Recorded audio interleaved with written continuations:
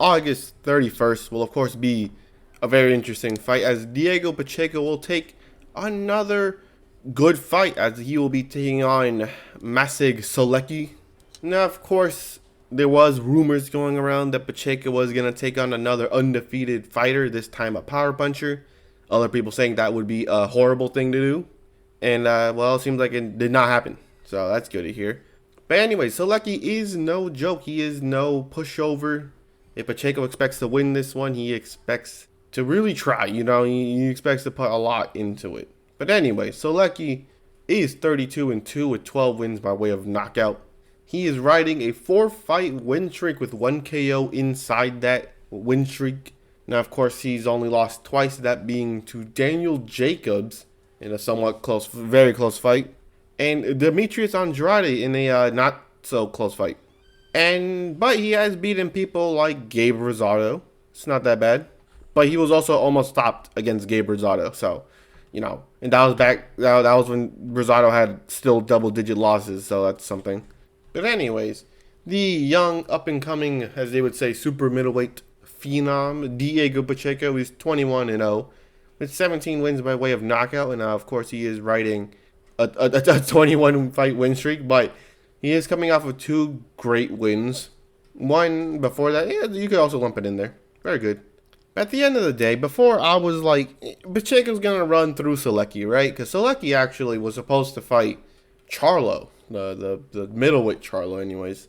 And then it didn't happen because of like poor ticket sales. I don't know. I don't think they ever really disclosed that, but people just assumed that no one wanted to watch it. But oh well.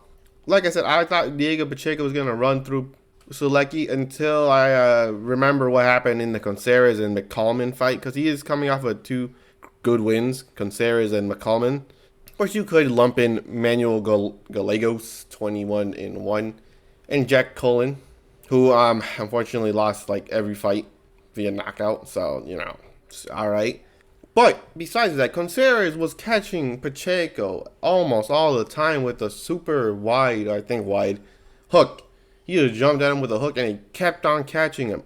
Boom, boom, boom. I was like, oh, what the? He's getting whooped, right?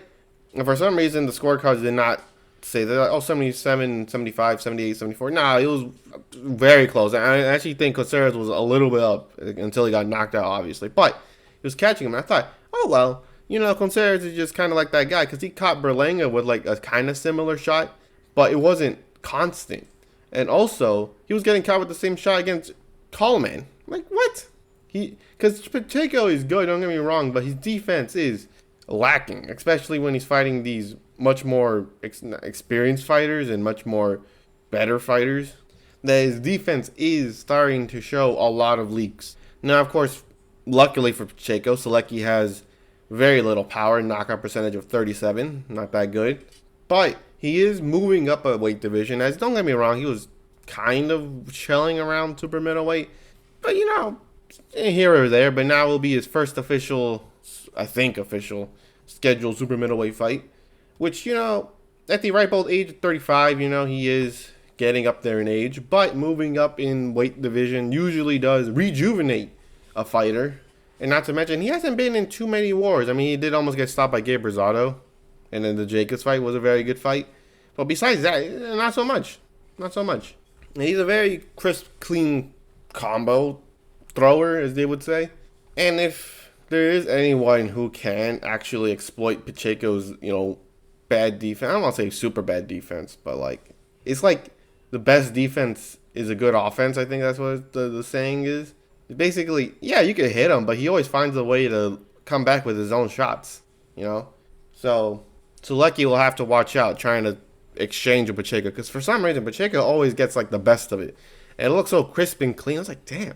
I mean, I think that's how he caught Caceres, and he was starting to win against McCallman. But McCallman, I don't want to say he had bad cardio, but when it was time to adjust in the second half, he didn't adjust. But it was a close fight.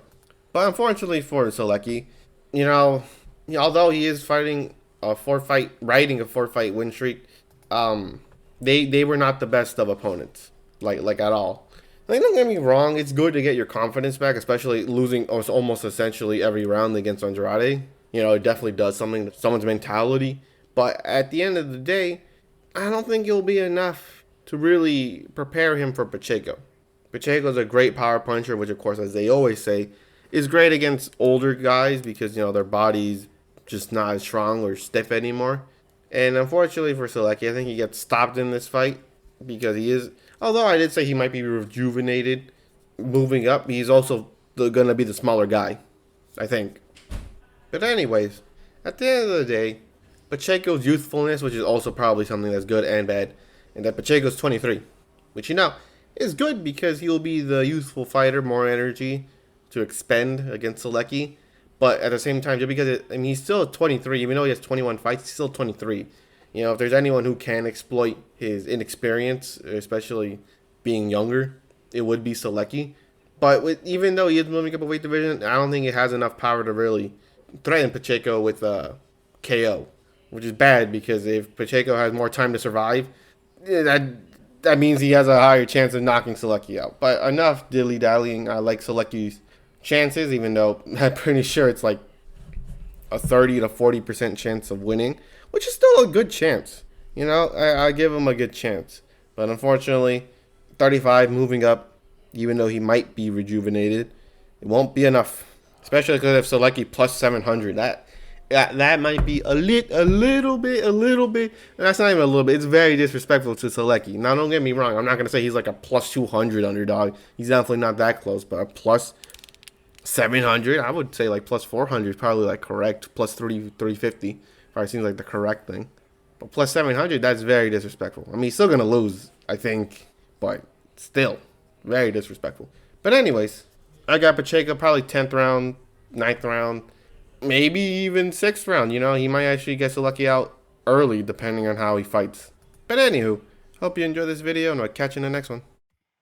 All hands on deck. We are witnessing an upset in the making.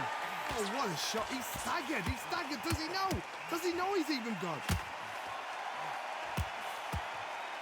This round could go either way. 10 seconds and now going for the finish.